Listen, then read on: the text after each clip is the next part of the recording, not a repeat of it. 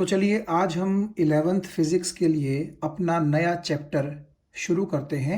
NCERT chapter number 6 जिसका नाम है वर्क एनर्जी एंड पावर। इस चैप्टर में हम इन तीनों चीज़ों के बारे में डिटेल्ड स्टडी करेंगे। तो सबसे पहले हम चलते हैं वर्क के ऊपर कि वर्क होता क्या है। देखिए, जो हमारी डेली लाइफ है यानी कि हमारी जो रोज़मर्रा की ज़िंदगी है उसमें जो वर्क का मतलब है वो कुछ और होता है, और साइंस में यानी कि फिजिक्स में वर्क का मतलब कुछ और होता है। यानी कि दोनों मतलब मैच नहीं करते हैं एक दूसरे से।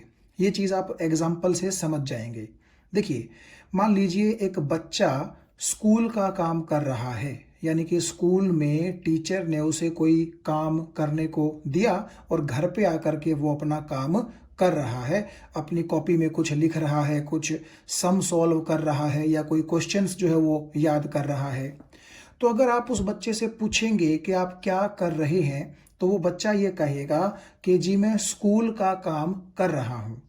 लेकिन यहाँ पर साइंस इस काम को काम नहीं मानती, इस वर्क को वर्क नहीं मानती। हालांकि जब आप पढ़ रहे हैं, स्कूल का काम कर रहे हैं, कोई क्वेश्चन सॉल्व कर रहे हैं, तो मेंटल एफर्ट तो आपका है वहां पर, दिमाग तो आपका लग रहा है वहां पर, लेकिन साइंस उसको वर्क नहीं मानती।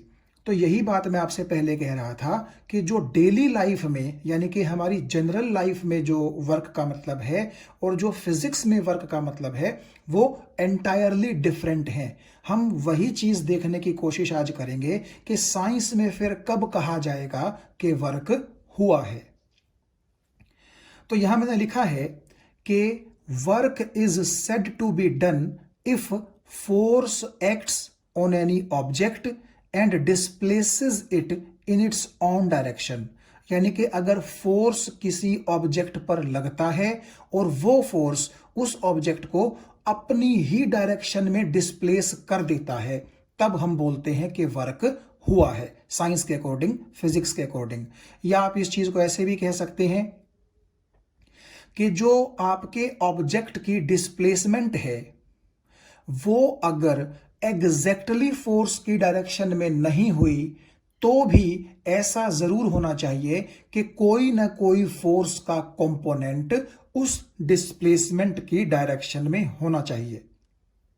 अगर ये ब्रैकेट के अंदर लिखी चीज आपको ज्यादा समझ में अभी नहीं आई है तो थोड़ी देर बाद हम इसका जिक्र करेंगे।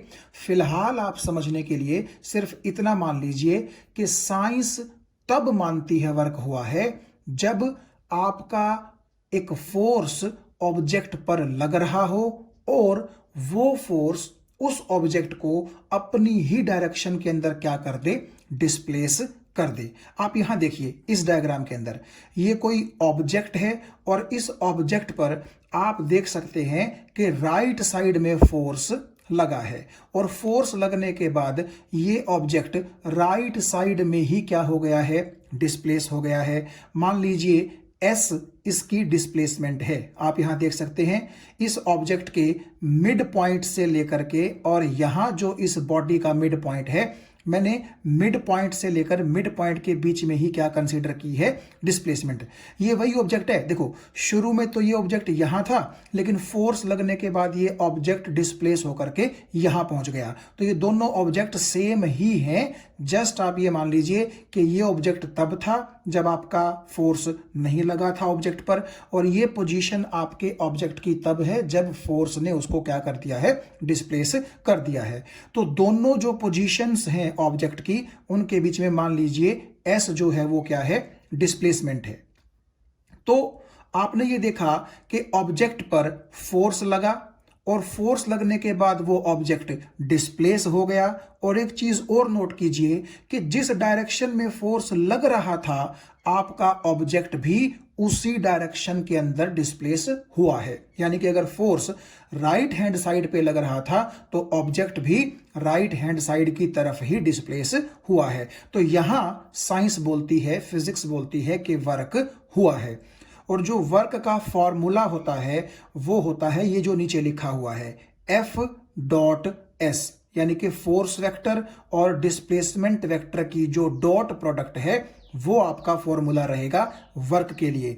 और आप जानते हैं डॉट प्रोडक्ट के फॉर्मूले को हम कुछ ऐसा लिख सकते हैं, F vector dot S vector is equal to F into S into cos theta.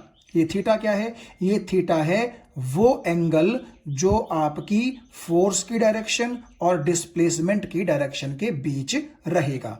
तो अगर हम इस फॉर्मूले के ऊपर थोड़ा सा गौर करें और ये नीचे लिखे 3 केसेस कंसीडर करें तो हमें चीज थोड़ी सी और अच्छी समझ में आएगी।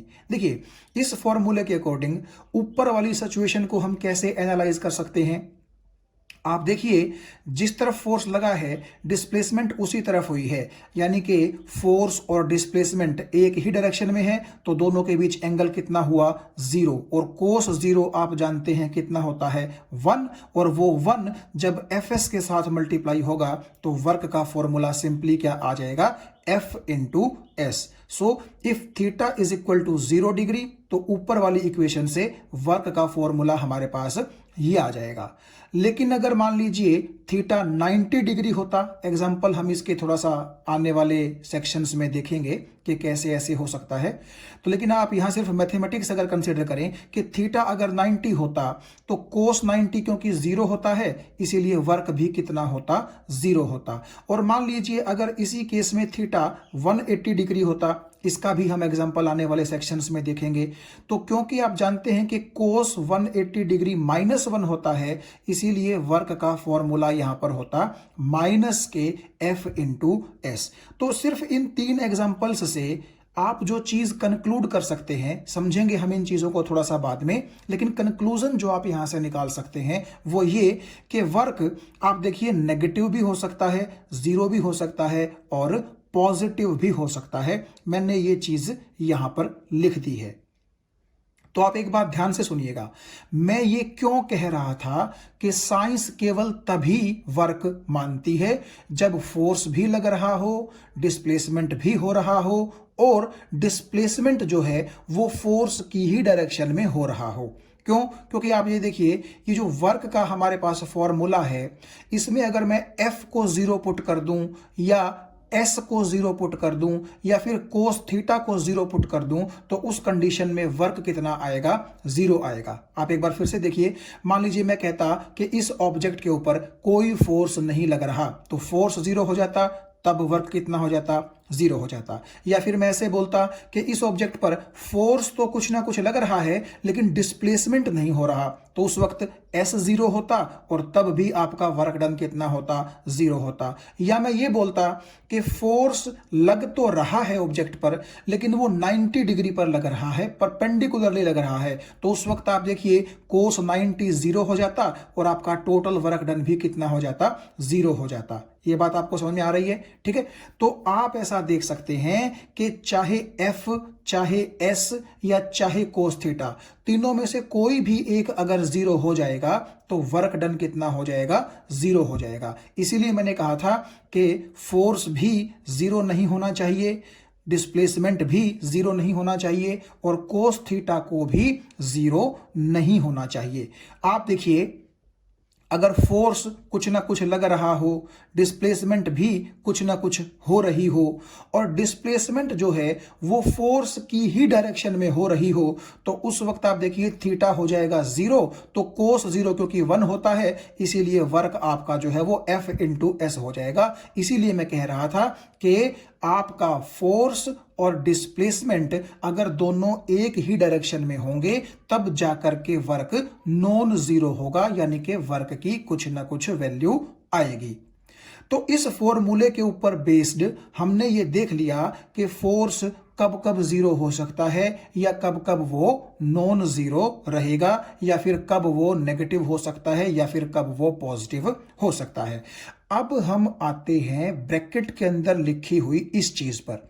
देखिए, मैंने आपसे ये कहा था कि ये तो आप समझ ही लें कि अगर आप चाहते हैं कि वर्क साइंस के अकॉर्डिंग, फिजिक्स के अकॉर्डिंग 0 ना हो बल्कि कुछ ना कुछ वैल्यू हो फोर्स की, तो क्या होना चाहिए?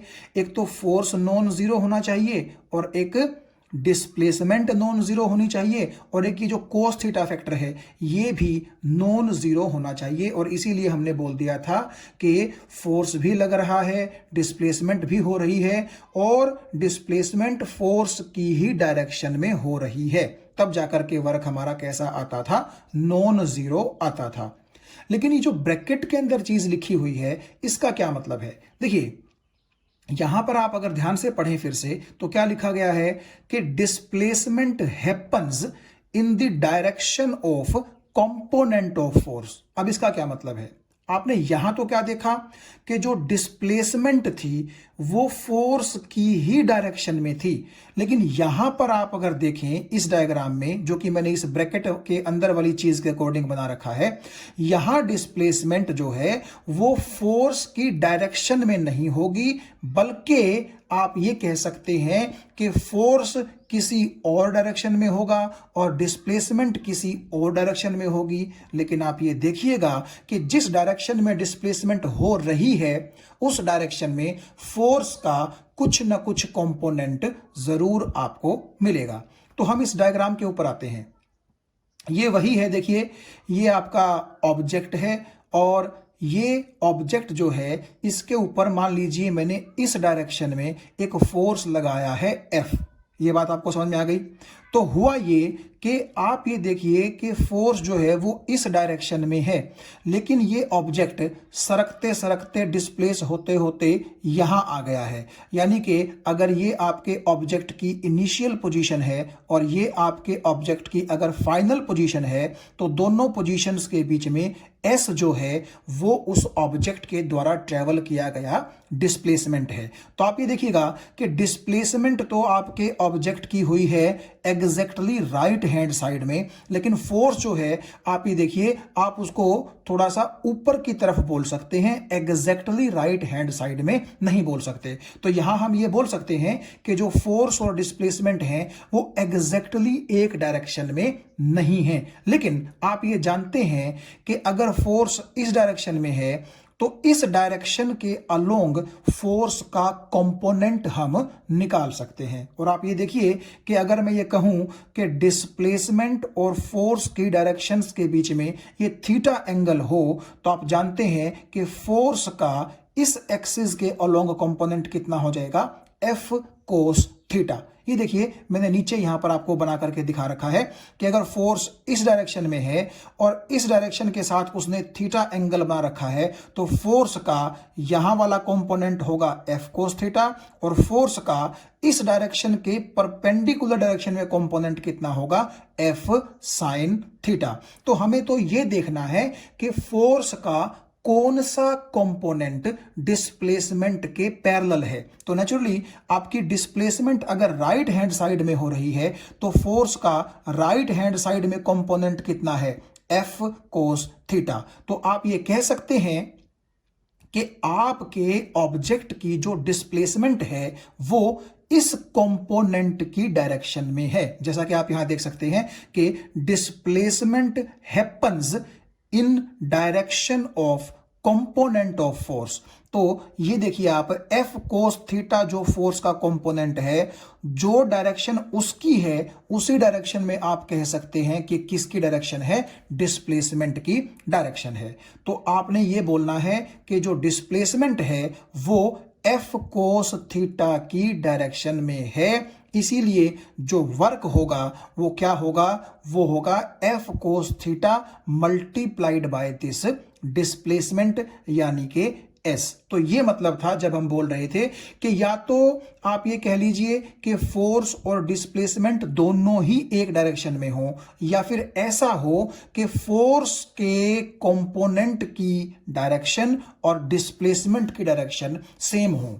तो मतलब आपके ये चीज समझ में आ गई होगी कि हम उस फोर्स को डिस्प्लेसमेंट से मल्टीप्लाई करते हैं जिस फोर्स की डायरेक्शन डिस्प्लेसमेंट के अलोंग हो, या कह लीजिए कि आपकी डिस्प्लेसमेंट जो है वो फोर्स के जिस कंपोनेंट की डायरेक्शन में होगी उन दोनों को हम मल्टीप्लाई करेंगे। यहां क्या था, यहां आपका सारे का सारा फोर्स भी इसी तरफ था और डिस्प्लेसमेंट भी इसी तरफ थी, इसीलिए हमने दोनों की मल्टीप्लाई कर दी, आप ये देख सकते हैं।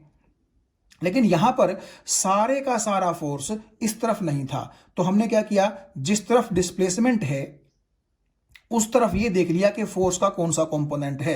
तो फोर्स का कंपोनेंट है F cos थीटा, तो ये खुद एक फोर्स हुआ, तो हमने इसी फोर्स को डिस्प्लेसमेंट से मल्टीप्लाई कर दिया, यानी कि F cos थीटा को S से मल्टीप्लाई कर दिया। ये देखिए आप, ये F है, ये cos थीटा है, तो आप इन दोनों को तो रख लो एक तरफ और S को रख लो अकेला। तो आप यही कहोगे कि अगर आप S को आगे लेकर के जाएंगे तो आप ऐसा बोल सकते हैं कि F cos थीटा को आपने S से मल्टीप्लाई कर दिया है। ये बात आपको समझ में आ गई होगी।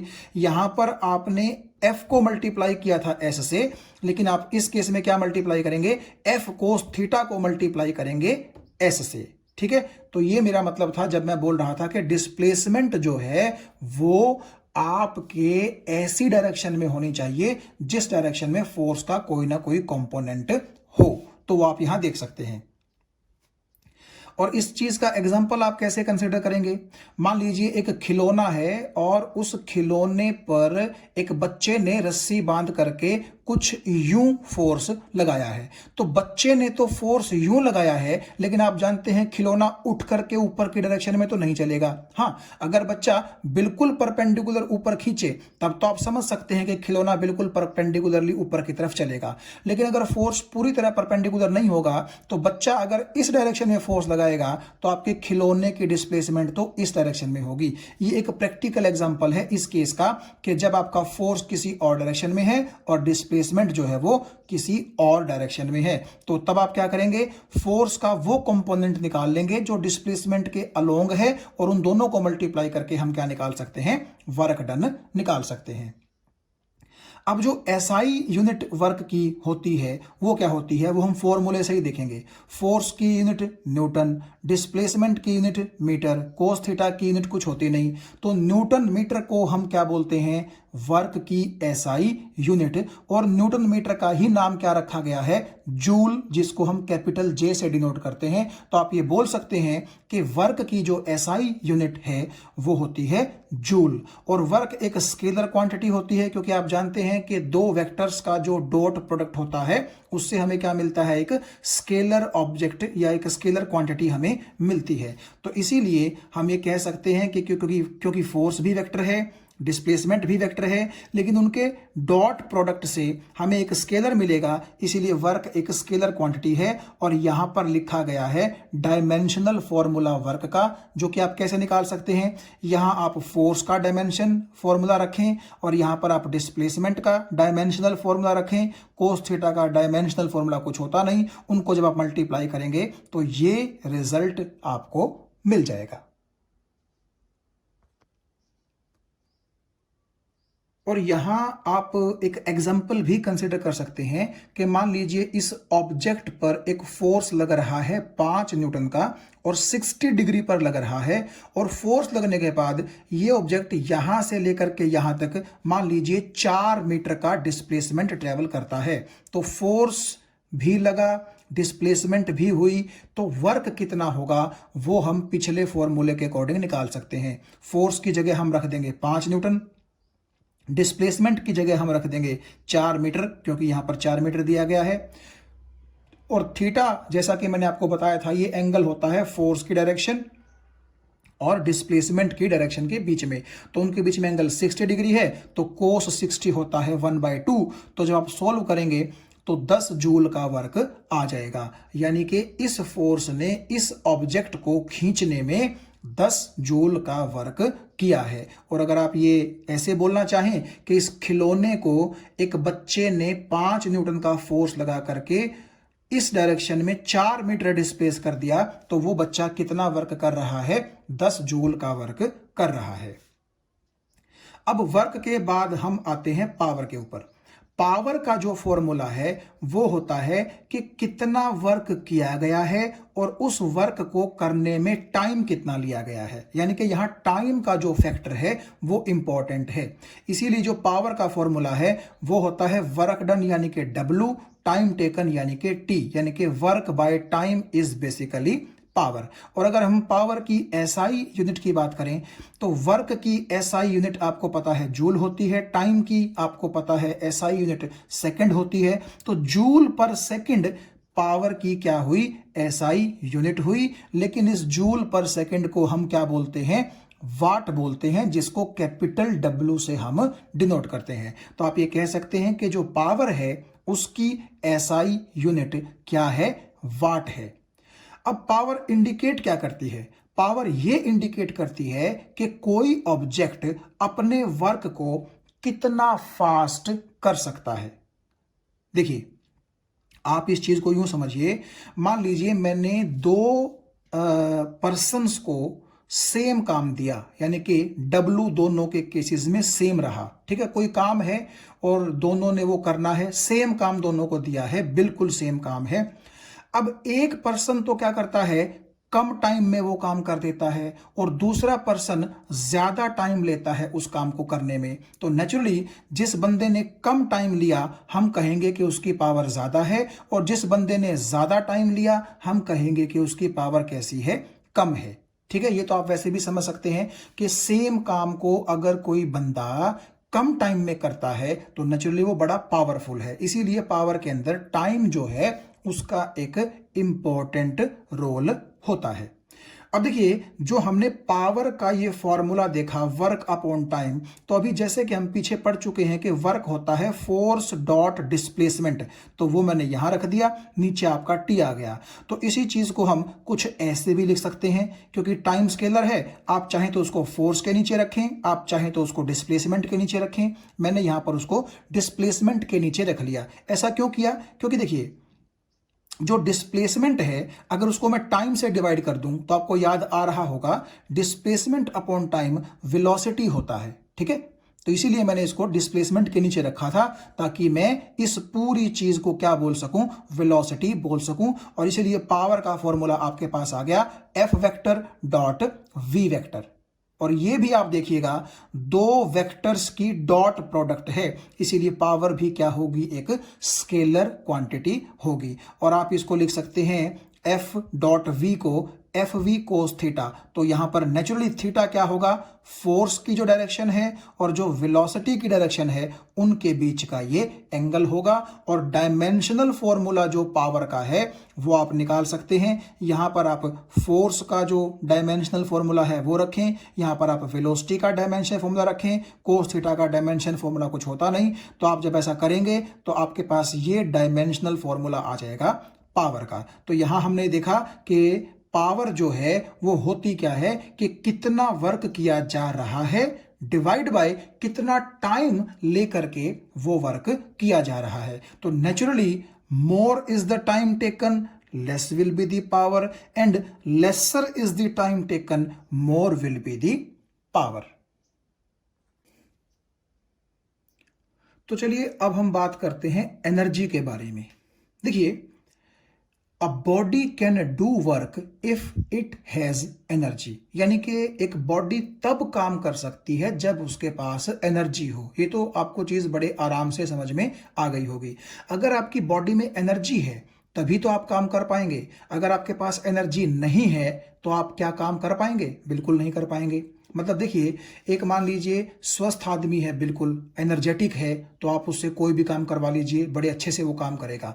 लेकिन उसके उल्टे अगर मान लीजिए एक आदमी बीमार है, रोगी है, कोई उसको दिक्कत है, उसके पास उतनी एनर्जी नहीं है, तो क्या वो उतना एफिशिएंटली वर्क कर पाएगा, नहीं कर पाएगा। इसीलिए हम ये कह रहे हैं कि वर्क वही चीज कर पाती है जिसके पास क्या होती है, एनर्जी होती है। और जिसके पास एनर्जी नहीं होती वो बॉडी कोई भी वर्क परफॉर्म नहीं कर सकती। इसीलिए हम क्या डिफाइन करते हैं एनर्जी को, कि energy can be defined as the capacity to do work और एबिलिटी टू डू वर्क, यानी कि आपके पास कितनी एबिलिटी है वर्क करने की, वो क्या कहलाती है, एनर्जी कहलाती है।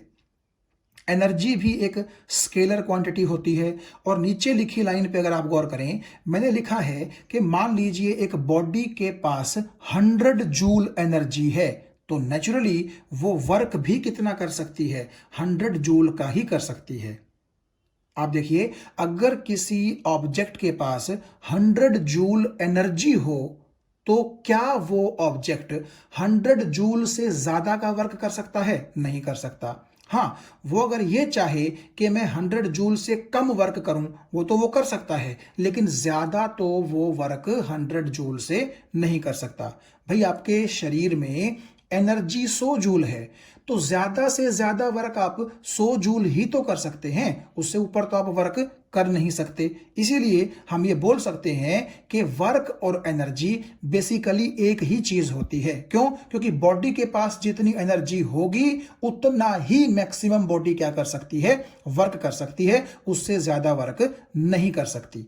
तो जो आपकी एनर्जी है और जो वर्क है वो बेसिकली एक ही चीजें हैं। एनर्जी भी जूल में मेजर होती है और वर्क भी किस में मेजर होता है, जूल में। ठीक है, तो एसआई यूनिट जो एनर्जी की रहेगी वो क्या रहेगी, जूल रहेगी। और डायमेंशनल फॉर्मूला भी एनर्जी का वर्क वाला ही रहेगा, जो कि हम पीछे देख चुके हैं, ये वो डायमेंशनल फॉर्मूला है।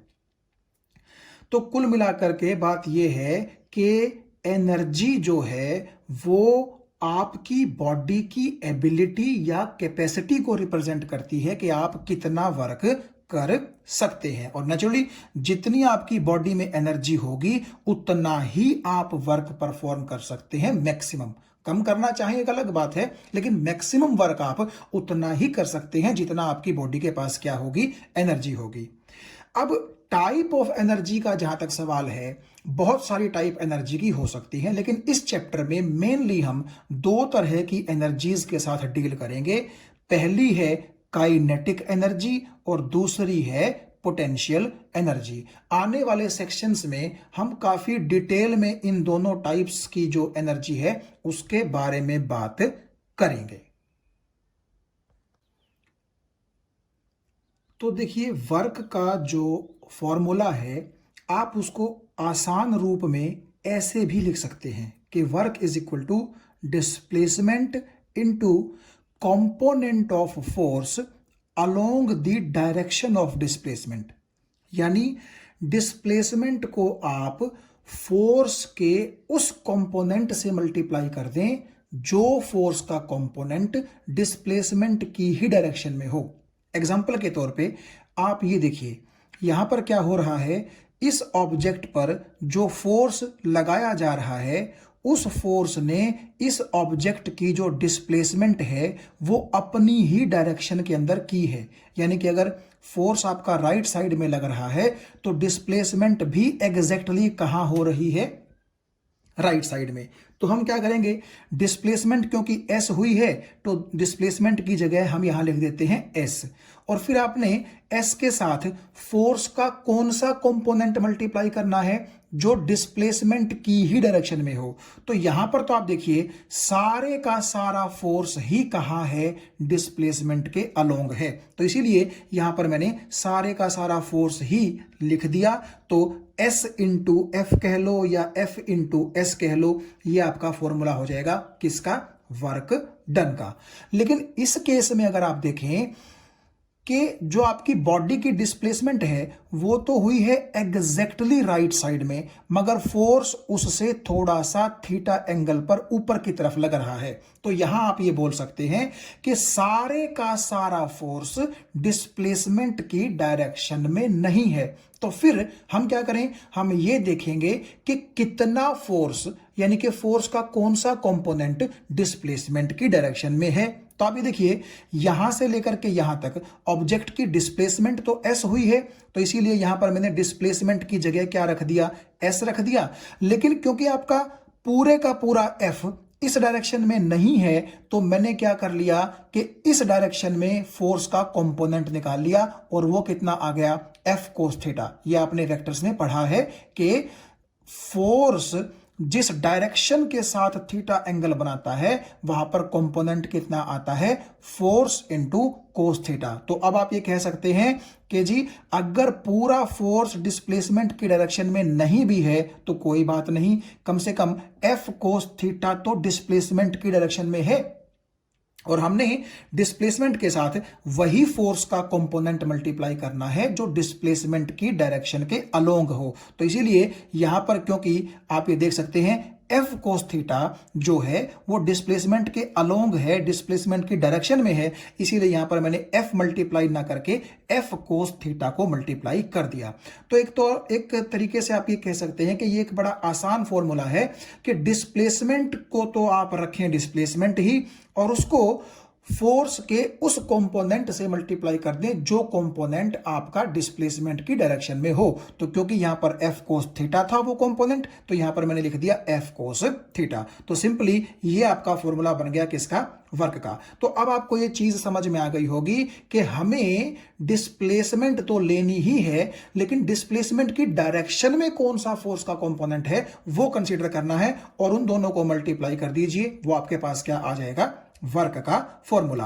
और आप वैसे भी देखें, अगर इस पूरी चीज को हम लिखना चाहें तो हम इसको एफ एस कोस थीटा यानी कि F vector dot S vector का डॉट प्रोडक्ट लिख सकते हैं।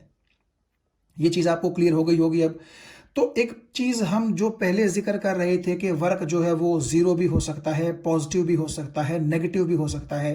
तो पॉजिटिव वर्क का तो एग्जांपल आपके सामने था कि अगर फोर्स किसी चीज पर लग रहा है और वो उस चीज को अपनी ही डायरेक्शन के अंदर अगर डिस्प्लेस करवा दे तो वो सबसे अच्छा एग्जांपल है पॉजिटिव वर्क का, क्योंकि उस केस में थीटा हो जाएगा कितना, 0, और कोस 0 1 होता है। तो आपके पास सिंपली जो वर्क है वो कैसा आ जाएगा, एफ इंटू एस यानी कि पॉजिटिव आ जाएगा।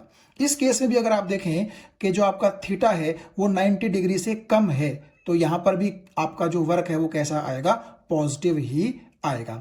यहां पर जो मैंने आपको नीचे एग्जांपल दिया है ये नेगेटिव वर्क का दिया है कि नेगेटिव वर्क को आप कैसे थोड़ा सा समझ सकते हैं। देखिए, ये मान लीजिए एक ऑब्जेक्ट है और ये ऑब्जेक्ट हवा में है, तो नेचुरली ग्रेविटी तो इसको कहां खींचने की कोशिश करेगी, नीचे की तरफ। हर चीज को ग्रेविटी कहां खींचती है, नीचे की तरफ। और आपने क्या किया, इस पर ऊपर की डायरेक्शन में एक फोर्स अप्लाई कर दिया। और आप ऐसा समझ लीजिए कि जैसे आप एक पत्थर अपने हाथ में उठाए हुए हैं और उस पत्थर को आप ऊपर की तरफ ऊपर की तरफ ऊपर की तरफ क्या कर रहे हैं, ले जा रहे हैं। तो आपने जो फोर्स लगाया है उसकी वजह से पत्थर की डिस्प्लेसमेंट तो कहां हो रही है, ऊपर की तरफ। लेकिन यह चीज तो आप भी समझते हैं कि ग्रेविटी का फोर्स तो हमेशा उस पर कहां एक्ट करता रहेगा, नीचे की तरफ एक्ट करता रहेगा।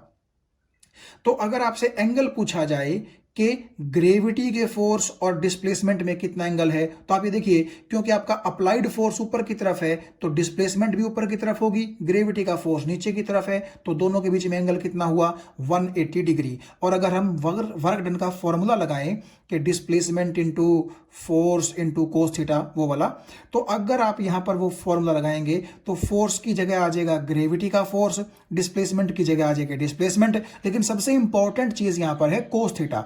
तो अब आप देखिएगा, जो फोर्स आपने यहां पर लिखा है और जो डिस्प्लेसमेंट आपने यहां पर लिखी है, थीटा उनके बीच का होना चाहिए। तो डिस्प्लेसमेंट है ऊपर की तरफ, लेकिन ग्रेविटी का फोर्स है नीचे की तरफ, और दोनों के बीच में 180 का एंगल है, तो कोस 180 जो होता है वो -1 होता है। और जब माइनस इन दोनों के साथ मल्टीप्लाई होगा तो वर्क कैसा होगा, नेगेटिव होगा। तो ये वर्क नेगेटिव होने का सबसे अच्छा एग्जांपल है कि ग्रेविटी का फोर्स इस ऑब्जेक्ट पर जो वर्क कर रहा है वो नेगेटिव वर्क कर रहा है। हां, अगर आप यहां ग्रेविटी के फोर्स की बजाय आपके द्वारा अप्लाई किया गया फोर्स लिखना चाहें तो नेचुरली, क्योंकि आपके द्वारा अप्लाई किया गया फोर्स भी ऊपर की तरफ है और डिस्प्लेसमेंट भी ऊपर की तरफ है, तो दोनों के बीच में एंगल हो जाएगा 0, और कोस 0 क्योंकि 1 होता है तो वो एग्जांपल हो जाएगा पॉजिटिव वर्क का। तो इस एग्जांपल में आप देखिएगा, आपको पॉजिटिव वर्क का भी एग्जांपल मिल गया और नेगेटिव वर्क का भी एग्जांपल मिल गया। पॉजिटिव वर्क किसने किया है, आपने, क्योंकि आपके फोर्स और डिस्प्लेसमेंट की डायरेक्शन एक तरफ है। और नेगेटिव वर्क यहां पर किसने किया है, ग्रेविटी के फोर्स ने किया है। क्यों, ग्रेविटी के फोर्स और डिस्प्लेसमेंट के बीच में 180 डिग्री का एंगल है, दोनों की डायरेक्शन एक दूसरे से अपोजिट है, इसीलिए वर्क कैसा आएगा, नेगेटिव। और अगर आप यहीं पर देखना चाहें कि वर्क डन 0 कब हो सकता है, तो उसके लिए भी हम एक एग्जांपल कर लेते हैं।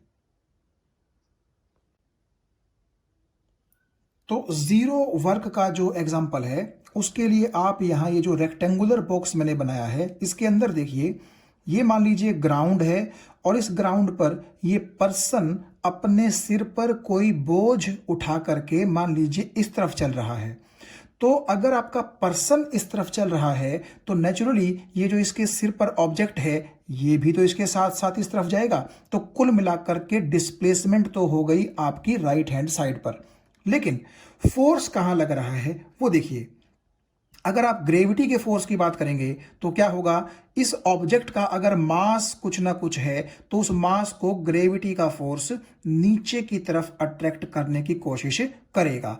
जबकि ये जो आदमी है जिसने अपने सर पे ये ऑब्जेक्ट उठा रखा है, इसको होल्ड करने के लिए वो आदमी फोर्स कहां लगाएगा, ऊपर की तरफ। तो आप चाहे ये वाला आदमी के द्वारा ऊपर की डायरेक्शन में लगाया गया फोर्स कंसीडर करें या ग्रेविटी के द्वारा नीचे की डायरेक्शन में लगाया गया फोर्स कंसीडर करें, दोनों ही फोर्सेस से जो डिस्प्लेसमेंट है आप देखिए वो 90 डिग्री पर है। ग्रेविटी का फोर्स नीचे, डिस्प्लेसमेंट इधर, यहां पर भी एंगल 90 डिग्री है।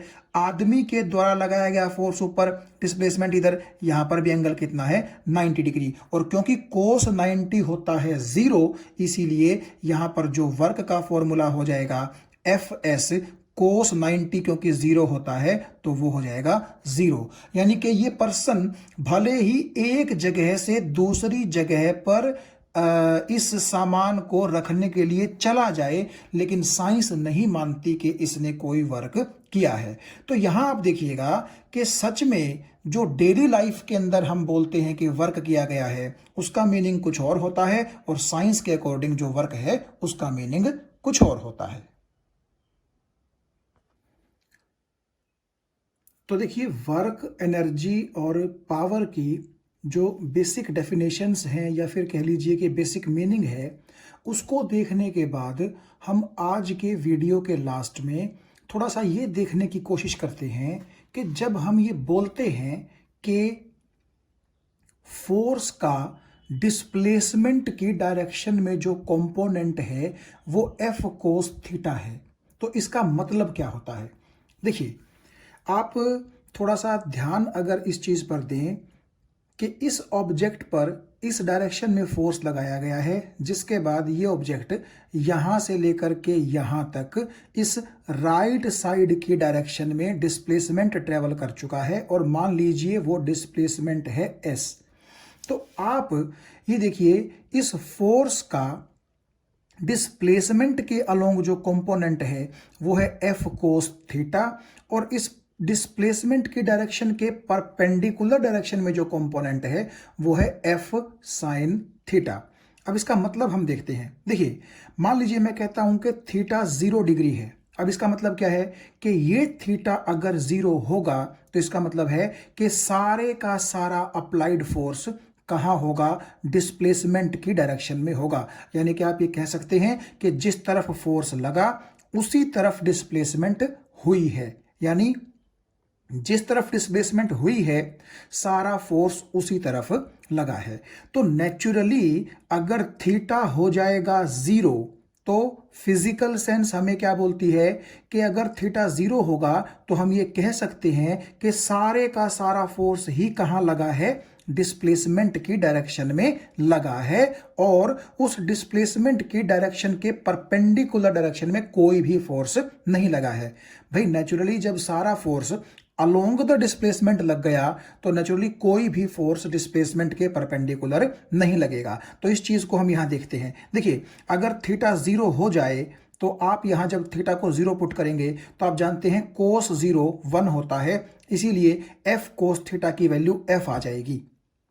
यानी आप ये कह सकते हैं कि डिस्प्लेसमेंट की डायरेक्शन में आपका F का F फोर्स पूरे का पूरा लगा है, और क्योंकि जब थीटा 0 होगा तो साइन 0 0 होता है, इसीलिए F साइन थीटा की वैल्यू उस केस में कितनी हो जाएगी, 0 हो जाएगी।